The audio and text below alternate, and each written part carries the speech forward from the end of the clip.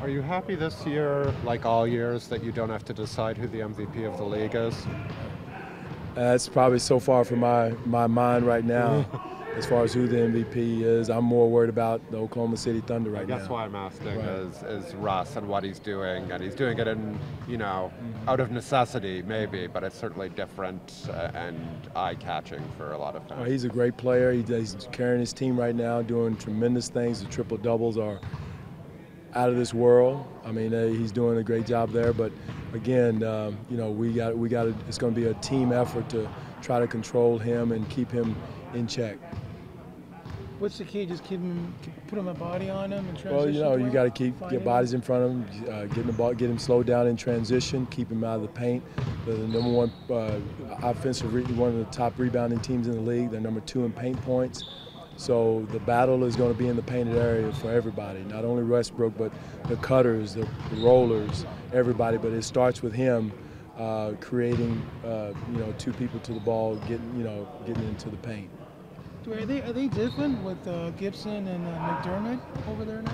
Well, you got 2. Gibson's a very explosive offensive player. They go to him in the post. McDermott always lights us up.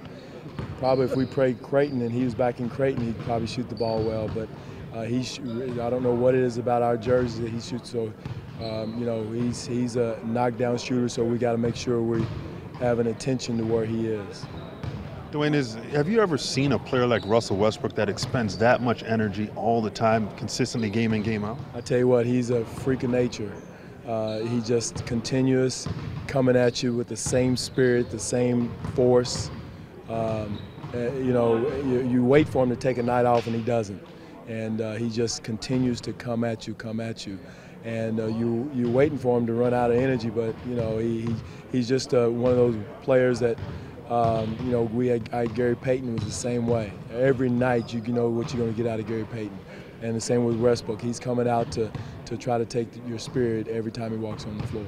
Especially unique in a time where, teams are resting players and giving guys days off. This guy just seems like there is no day off. He's old school. He's old school when it comes to that. He just puts his hard hat on, work boots, comes, checks in, punches the clock every day. And, that's what you got to do if you want to be a great player. And it's not, he's consistent with what he does.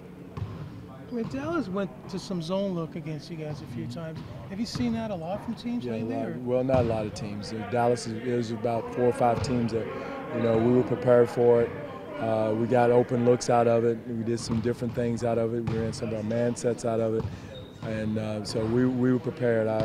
They played quite a bit of zone on film. And so, zone, when they first changed the rules, I think a lot of teams, we were all trying to learn the zone and play the zone, and it was a big thing. Not as many teams now are playing the zone, but you still have to be prepared for it just in case. We all have it in our repertoire. We all have it in our toolbox to use it if we have to, but it's not as effective now as it was when it first came in. Is there just too much shooting around? Too many good 3-point shooters, 1, and teams know how to are really prepared for it, 2.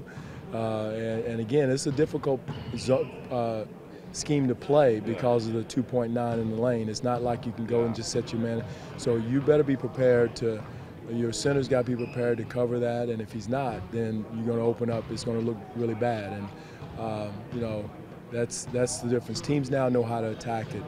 And you got to spring it on people, more of a surprise than a steady dose.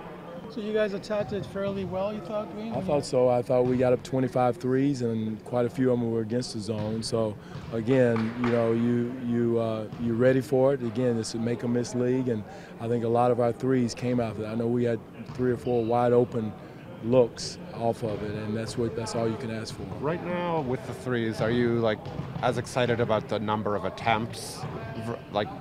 Can you almost not forget makes, but get excited that the looks are there rather than being it's taken? one of those things where you gotta make sure you get the attempts up. If you got an open look, you got to take it. Yeah. If you're a 3-point shooter, now you don't want somebody who's not a 3-point shooter out there, but our 3-point shooters know who they are, and you just check their records early in the season. They know who they are, and they just got to catch and shoot. And again, it's not something you can force somebody to do. It's got to be natural. But when you look out there and guys are turning down shots before they even catch the ball, then that's the issue. But again, we have all the confidence in the world in our shooters. We have some great three-point shooters, and we just got to make sure that's a priority. What's the challenge you think Jonas will face tomorrow against Adams? Just his physicality, his paint presence, his force, and his offensive rebounding. He's got to do a job on that. He's just he and Cantor both are very physical interior players, and so all of our bigs, not only Jonas and Jakob and Lucas, all have to be ready for the physicality of how they play.